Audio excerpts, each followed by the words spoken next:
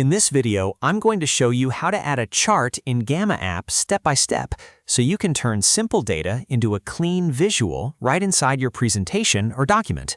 If you're building a report, a pitch deck, a lesson, or even a content outline, adding a chart in Gamma can make your ideas easier to understand and much more professional looking. And if this tutorial helps you out, make sure to hit like and subscribe for more quick software guides just like this one. Let's jump in. First, open your Gamma project.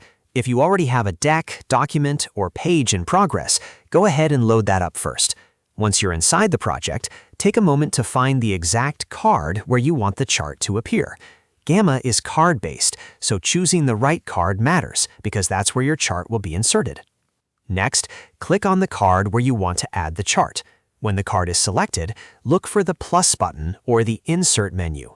This is usually where Gamma lets you add different types of content, like text, images, embeds, or data visuals. Go ahead and click the plus button to open the available options. Now look for Chart in the menu. If the chart option is available in your version of Gamma, select it.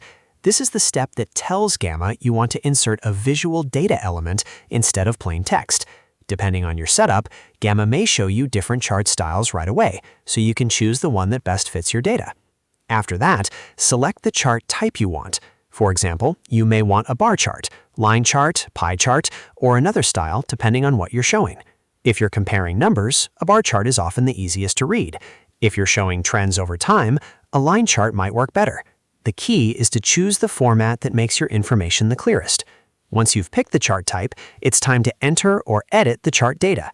Gamma may give you fields where you can paste values directly or adjust the labels and numbers manually. Take your time here and make sure the data is accurate because the chart will only be as good as the information you put into it. Double-check names, values, categories, and any axes or titles if those appear. If you're copying data from a spreadsheet, be careful to paste it in the correct format. If Gamma lets you edit the data table directly, update each row and column as needed. This is where you can fine-tune the chart so it matches your message perfectly. A clean, well-labeled chart can make your slide or page much more effective. After entering the data, review the chart on the card. Look at the layout, colors, labels, and readability. Make sure the chart is easy to understand at a glance and that it fits nicely with the rest of your content. If something looks off, go back and adjust the type or the data until it feels right. The goal is to make the chart support your message, not distract from it. And once you're happy with it, the chart will be inserted into your Gamma project. At this point, you can keep building the rest of your presentation or document around it. You can add more cards, adjust your design, and continue shaping your content into a polished final result. So that's how to add a chart in Gamma app quickly and easily.